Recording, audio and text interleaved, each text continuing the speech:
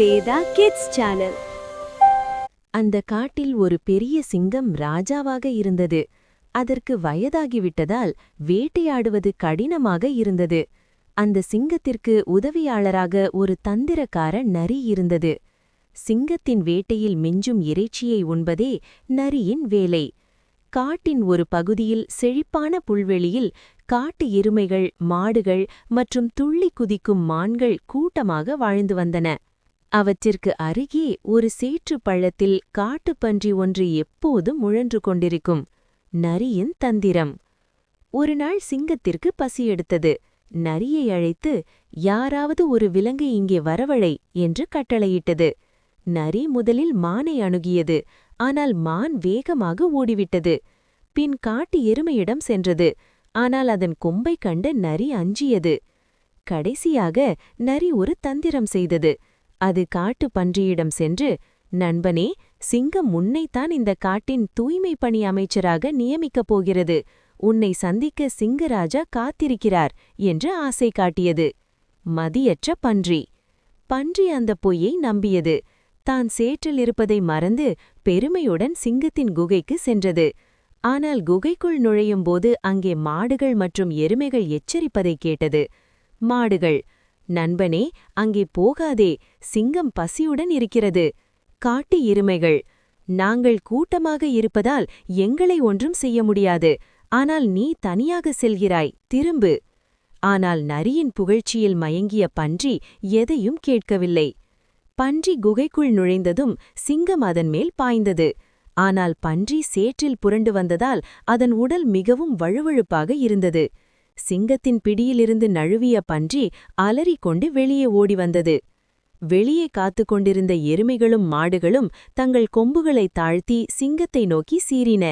சிங்கத்தினால் அந்த கூட்டத்தை எதிர்க்க முடியவில்லை. பயந்து போன சிங்கம் குகைக்குள்ளேயே முடங்கியது. நீதி. தந்திரக்காரர்களின் புகழ்ச்சி வார்த்தைகளை நம்பி தன் பலமறியாமல் செயல்பட்டால் ஆபத்து நிச்சயம். ஹலோ குட்டீஸ், அடுத்த கதைக்கு போலாம். ஒரு காலத்தில் அடர்ந்த வனத்தின் நடுவே ஒரு அழகிய பசுமையான புல்வெளி இருந்தது. சூரிய ஒளிப்பட்டு புல்வெளியின் ஒவ்வொரு புல் நுனியும் வைரம் போல் மின்னும். அங்கே வசந்த காலமென்றால் பூக்கள் பூத்து குலுங்கும். குளிர்காலமென்றால் பனி படர்ந்து வெண்மை நிறத்தில் மிளிரும். இந்த புல்வெளிதான் பல விலங்குகளின் புகலிடமாக இருந்தது. உயரமான மரங்களின் உச்சியில் அணில்கள் துள்ளி விளையாடும். தரையில் புற்களுக்கு நடுவே முயல்கள் துள்ளி ஓடும். அந்த புல்வெளியின் ஓரத்தில் ஒரு பெரிய ஏரி இருந்தது. அங்கேதான் யானைகள் நீர் அருந்த வரும். ஆற்றங்கரையின் அருகில் கரடி மீன் பிடித்து மகிழும். இந்த புல்வெளிக்கு அருகில் ஒரு பெரிய மரப்பொந்தில் நரி ஒன்று வாழ்ந்து வந்தது. அது மிகவும் புத்திசாலித்தனமானது. ஆனால் சில சமயங்களில் கொஞ்சம் சுயநலமாக யோசிக்கும். ஒருநாள் வானத்தில் கரும் மேகங்கள் சூழ்ந்து கொண்டன. பல நாட்களாக மழை பெய்யவில்லை. ஏரியில் நீர் வற்றத் தொடங்கியது.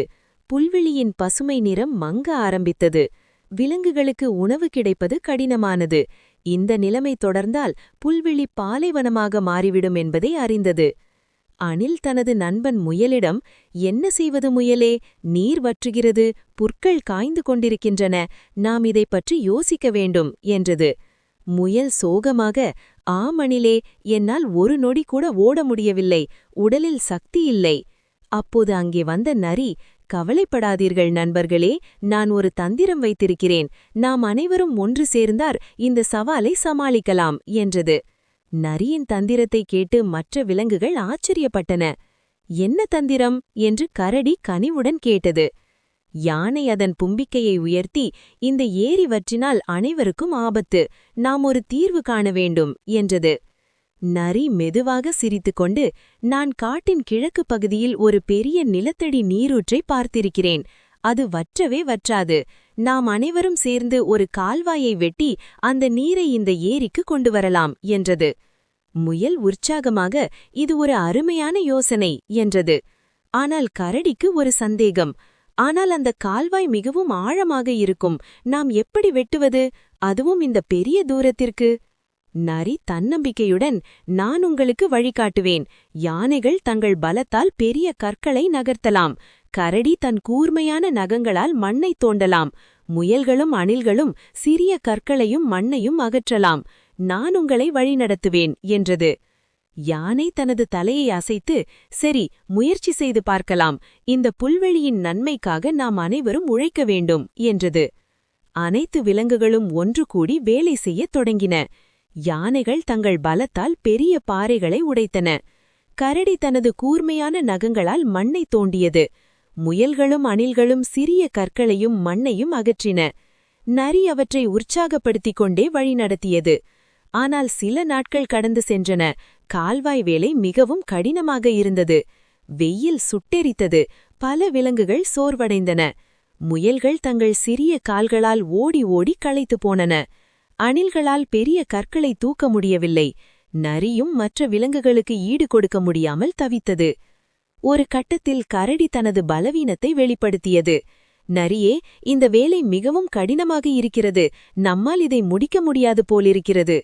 யானை சோகமாக, இவ்வளவு கடினமாக உழைத்தும் நாம் கால்வாசி தூரம் கூட வரவில்லை. ஏரி முழுவதுமாக வற்றிவிடும் போலிருக்கிறது. நரியின் முகத்தில் சற்று சோர்வு தெரிந்தது. முதல் முயற்சி தோல்வி அடைந்ததால் அது கொஞ்சம் கவலைப்பட்டது. நாம் ஒரு புதிய வழியை கண்டுபிடிக்க வேண்டும் என்று முயல் சொன்னது. முதல் முயற்சி தோல்வி அடைந்ததால் விலங்குகள் மீண்டும் கூடின. நரி சற்று நேரம் யோசித்தது. பின்னர், நண்பர்களே, முதல் முயற்சி கடினமாக இருந்தது உண்மைதான். ஆனால் நான் ஒரு புதிய திட்டத்தை கண்டுபிடித்திருக்கிறேன். நாம் ஒவ்வொருவரின் தனி திறமையையும் பயன்படுத்தினால் நாம் எளிதாக வெற்றி பெறலாம் என்றது. அனைத்து விலங்குகளும் ஆர்வத்துடன் நரியை பார்த்தன. இந்த நீரூற்றிலிருந்து ஒரு சிறிய நீரோடை வெளியேறுகிறது. அதை நாம் இந்த ஏரிக்கு கொண்டு வர வேண்டும். ஆனால் அந்த நீரோடை ஒரு பாறைகளின் இடுக்கில் மறைந்திருக்கிறது. யானை தனது பலத்தால் அந்த பாறைகளை உடைக்க வேண்டும். பின்னர் கரடி அந்த நீரோடையின் பாதையை சரி செய்ய வேண்டும். முயல்களும் அணில்களும் நீரோடையில் அடைப்பு ஏற்பட்டால் அதனை சரி செய்ய வேண்டும். நான் இந்த வேலையை ஒருங்கிணைப்பேன் என்றது. இந்த முறை நரியின் திட்டம் மிகவும் தெளிவாகவும் ஒவ்வொரு விலங்கின் திறமைக்கு ஏற்றவாகவும் இருந்தது. யானை உடனடியாக சென்று தனது பலம் கொண்ட தும்பிக்கையால் பாறைகளை தள்ளியது. பெரிய பாறைகள் உருண்டு விழுந்தன. ஒரு பெரிய ஓட்டை உருவானது. யானை முழங்கியது, இதோ வழி பிறந்துவிட்டது என்று. பின்னர் கரடி தனது கூர்மையான நகங்களால் நீரோடையின் பாதையை சரி செய்தது. அடைத்துக் கொண்டிருந்த மணல் மற்றும் சிறிய கற்களை அகற்றியது. கரடி உருமியது, நீர் இப்போது சுலபமாக பாயும். முயல்களும் அணில்களும் அங்கே ஓடின. நீரோடையில் ஏதேனும் சிறிய அடைப்பு ஏற்பட்டால் அவற்றை கண்டறிந்து உடனடியாக அகற்றின. சிறிய கற்களையோ இலைகளையோ நீக்க அவை உதவின. அணில் குதூகலத்துடன், நாம் வெற்றி பெறப் போகிறோம் என்றது. முயல் துள்ளி குதித்தது. இந்த முறை நிச்சயம் வெற்றி பெறுவோம் என்றது. நரி அருகேயே நின்று அனைத்து வேலைகளையும் ஒருங்கிணைத்தது. எந்த விலங்குக்கு என்ன உதவி தேவை என்பதை பார்த்து சரியான நேரத்தில் சரியான அறிவுரைகளை வழங்கியது. இந்த முறை அனைவரும் ஒரே உலக்கத்துடன் தங்கள் முழு பலத்தையும் கொடுத்து வேலை செய்தனர். அனைவரும் இணைந்து வேலை செய்ய நீரோடை ஏரியை நோக்கி வேகமாக பாய்ந்தது. சற்று நேரத்திற்குப் பிறகு நீர் பாயும் சத்தம் கேட்டது. முதலில் மெதுவாக தோன்றிய நீரோடை மெல்ல மெல்ல வேகமாக ஓடியது. ஏரியின் அருகே நின்றிருந்த விலங்குகள் அனைவரும் ஆவலுடன் பார்த்தனர். யானை தனது தும்பிக்கையை உயர்த்தி, நீர் வருகிறது, நீர் வருகிறது என்று உற்சாகமாக பிளிறியது. அனைத்து விலங்குகளும் மகிழ்ச்சியில் துள்ளி குதித்தன. வற்றிக் கிடந்த ஏரி மெதுவாக நிரம்பத் தொடங்கியது. முதலில் சேற்றுடன் கலந்திருந்த நீர் பின்னர் தெளிவான நீராக மாறியது. புல்வெளியின் காய்ந்து போன புற்கள் ஏரியின் நீரை பெற்று புத்துயிர் பெற்றன. மெல்ல மெல்ல பசுமை திரும்பத் தொடங்கியது. பூக்கள் மீண்டும் பூக்க ஆரம்பித்தன. முயல்கள் புத்துணர்ச்சியுடன் புல்வெளியில் துள்ளி விளையாடின. அணில்கள் மீண்டும் மரங்களில் ஏறி கொட்டைகளை சேகரித்தன. கரடி ஏரியில் மீண்டும் மீன் பிடிக்க ஆரம்பித்தது. யானைகள் புல்வெளியின் ஓரத்தில் நின்று புதிய புற்களை ரசித்து சாப்பிட்டன. நரி தனது நண்பர்களை பார்த்து பெருமையுடன் சிரித்தது. இந்த முறை அதன் தந்திரம் சுயநலத்திற்காக அல்லாமல் அனைவரின் நன்மைக்காகவும் பயன்பட்டது. அதன் தந்திரமான யோசனையும் மற்ற விலங்குகளின் கடின உழைப்பும் இணைந்து புல்வெளிக்கு மீண்டும் உயிரளித்தன. நரியே, நீ இல்லையென்றால் இது சாத்தியமில்லை. உன் புத்திசாலித்தனம் எங்களை காப்பாற்றியது என்று கரடி பாராட்டியது. யானை அதன் தும்பிக்கையால் நரியை தட்டிக் கொடுத்தது. நீ ஒரு உண்மையான நண்பன். உன் திட்டம்தான் எங்களை காப்பாற்றியது. முயல்களும் அணில்களும் நரியை சுற்றி வந்து தங்கள் நன்றியை தெரிவித்தன. நரி தன்னடக்கத்துடன், நண்பர்களே, இது நாம் அனைவரின் கூட்டு முயற்சியால்தான் நடந்தது. நாம் அனைவரும் ஒன்றுபட்டால் எந்த சவாலையும் சமாளிக்க முடியும் என்றது. அந்த நிகழ்வுக்குப் பிறகு பசுமையான புல்வெளியில் விலங்குகள் அனைவரும் மகிழ்ச்சியுடன் வாழ்ந்தனர். அவர்கள் கற்றுக்கொண்ட ஒரு முக்கியமான பாடம் என்னவென்றால், ஒற்றுமையே பலம். எந்த சவாலாக இருந்தாலும் ஒருவரோடு ஒருவர் இணைந்து செயல்பட்டால் நிச்சயம் வெற்றி பெற முடியும்.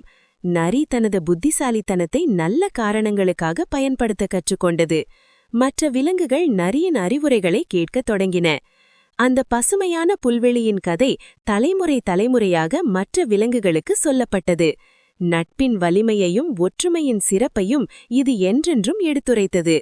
இந்த கதை பிடிச்சா சப்ஸ்கிரைப் பண்ணிக்கோங்க. நன்றி.